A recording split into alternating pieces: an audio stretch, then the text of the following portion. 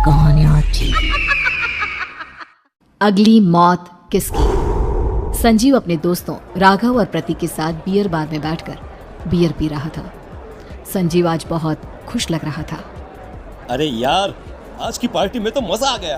तुम दोनों दोस्तों के साथ तो मेरी जिंदगी इतनी अच्छी है कि क्या बताओ कितनी अच्छी है। अरे भाई, अब दोस्ती की है तो जीना मरना सब साथ में। हाँ अरे यार सुनो, जल्दी से एक बियर और ऑर्डर करते हैं ना, एक आखिरी, और उसके बाद ये जश्न यहीं खत्म हो जाएगा।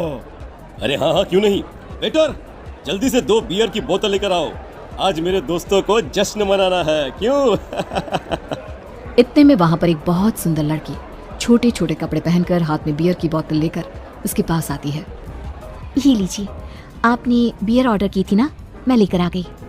क्या बात है यार, इस बार की वेटर तो बड़ी सुंदर है। अब बियर लेकर आई हो तो अपने हाथों से ही पिला दो ना। हाँ, क्यों नहीं, जैसा आप बोलोगे मैं वैसा ही करूँगी।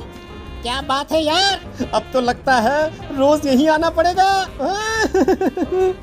उसके बाद वो लड़की उन तीनों को बियर सर्व कर देती है। पार्टी करने के बाद वो तीनों अपने अपने घर जाते हैं। प्रतीक, संजीव और राघव को उनके घर छोड़कर जैसे ही अकेला अपनी कार में आकर बैठता है तो अचानक उसे एहसास होता है जैसे उसकी कार की पीछे वाली सीट पर कोई बैठा हुआ है। वो तुरंत पीछे मुड़कर देखता है। तुम यहाँ क्या कर रही हो? और तुम मेरी कार में कब आई? अरे तुम तो बार में वेटर थी ना। बस ऐसे ही मेरा दिल कर रहा था आपके साथ आपके घर चलने का, इसलिए मैं आपके साथ चली आई। अरे लेकिन तुम मेरी कार में आई कब? अभी कुछ देर पहले तो यहाँ पर मेरे दोस्त बैठे हुए थे। प्रतीक के इतना बोलते ही उस लड़के का चेहरा खतरनाक तरीके से बदल जाता है। उसकी आंखें पत्थर की तरह सफेद और पूरे शरीर पर नीली नीली नसें उभर आती है।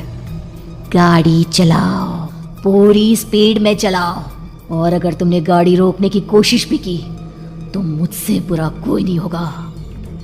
डर की वजह से प्रतीक के पसीने छूटने लगते हैं। उसका शरीर बुरी तरह से कांप रहा था। प्रतीक बिना कुछ सोचे समझे कार को फुल स्पीड से चलाना शुरू करता है। चलते चलते वो शहर से दूर एक पहाड़ी पर पहुंच जाता है और सामने अब सिर्फ पहाड़ी का किनारा दिख रहा है, जिसे देख प्रतीक घबराकर अचानक से कार को ब्रेक लगाता है। देखो, मुझे छोड़ दो मुझे। अगर मैंने गाड़ी जरा सी भी आगे बढ़ाई तो हम दोनों नीचे गिरकर मर जाएंगे। ये तो तुम्हें पहले सोचना चाहिए था ना। अब कुछ नहीं हो सकता।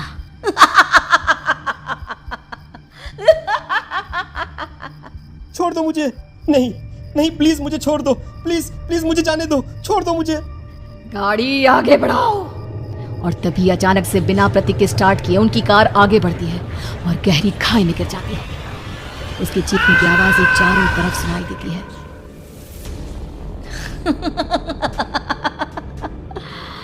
तुझे मारकर मेरे कलेजे में जल रही आग को थोड़ी शांति तो मिल गई, लेकिन अभी ये कहानी खत्म नहीं हुई।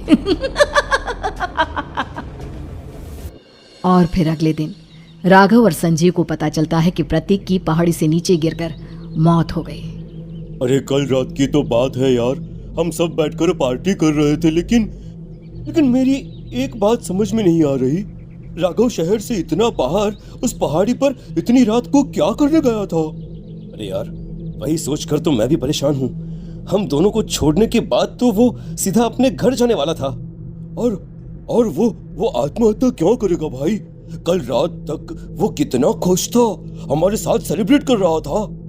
हाँ, लेकिन पुलिस ने तो यही कहा है कि प्रतीक ने अपनी कार को जानबूझकर पहाड़ी से नीचे गिरा दिया और आत्महत्या कर ली। अरे यार संजीव, मेरी तो कुछ भी समझ में नहीं आ रहा है। चल ठीक है, अब मैं अपने घर जाता हूँ। Okay bye. राघव अपने घर में अकेला था। दोपहर का वक्त था। तभी दरवाजे की घंटी बजी। कौन है? अरे 1 मिनट रुको, अभी आता हूँ। राघव ने जैसे ही दरवाजा खोला उसने देखा कि सामने एक बहुत खूबसूरत लड़की खड़ी हुई है। कौन है आप और यहाँ किससे मिलने आई हैं? देखिए ना, बाहर बारिश शुरू हो गई थी, मेरी गाड़ी खराब हो गई है। आपका घर नजर आया तो सोचा कुछ हेल्प ले लेती हूँ। क्यों नहीं, आइए ना, आइए। मेरे कपड़े पूरे भीग चुके हैं, क्या आपके पास टॉवल मिलेगा प्लीज? राघव अपने बाथरूम से एक टॉवल लाकर उस लड़की को देता है। थैंक यू सो मच, अब मैं चलती हूँ। अरे इतनी क्या जल्दी है? आप चाहे तो बारिश रुकने तक यहाँ पर रुक सकती हैं। हाँ लड़की ने पलटकर राघव की तरफ देखा। नहीं, मुझे जाना होगा, मेरा काम बाकी है। और वो वहां से चली गई। उस लड़की के जाने के बाद राघव अपने बाथरूम में नहाने के लिए गया और जैसे ही उसने बाथरूम में देखा तो उसका टॉवेल वहीं पर लटका हुआ था।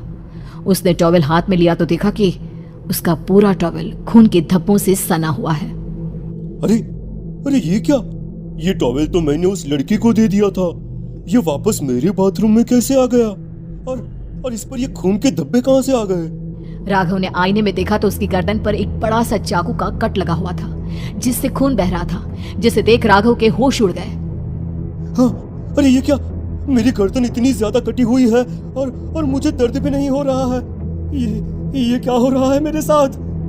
राघव घबराकर बाथरूम से बाहर आया और अपना मोबाइल उठाकर उसने संजीव को फोन लगाया। संजीव जल्दी से मेरे पास आ जाओ। मुझे लगता है कुछ बहुत बड़ी गड़बड़ है, जल्दी आ जाओ। उधर से आवाज आई, लेकिन वो आवाज संजीव की नहीं बल्कि एक लड़की की थी। कुछ अजीब नहीं हुआ है, बस तुम्हारी मौत तुमसे मिलने आई थी और तुम्हें मारकर चली गई। अब तुम इस दुनिया का हिस्सा नहीं हो राघव, इसलिए तुम्हें अपनी गर्दन के कटने का दर्द भी महसूस नहीं हो रहा। नहीं, ऐसा नहीं हो सकता। कौन हो तुम? तुम्हारी मौत। अब संजीव के पास खबर पहुंचती है कि राघव ने अपने ही घर में चाकू से गर्दन काटकर आत्महत्या कर ली। ये सुनने के बाद संजीव के होश उड़ गए। वो पसीने से तरबतर हो गया और एक अनजाना डर अब उसके दिल को सताने लगा। संजीव के साथ ही उसका एक छोटा भाई राजीव भी रहा करता था। अपने भाई को इस तरह परेशान देखकर राजीव उसके पास आया। अरे भैया, क्या हुआ भैया?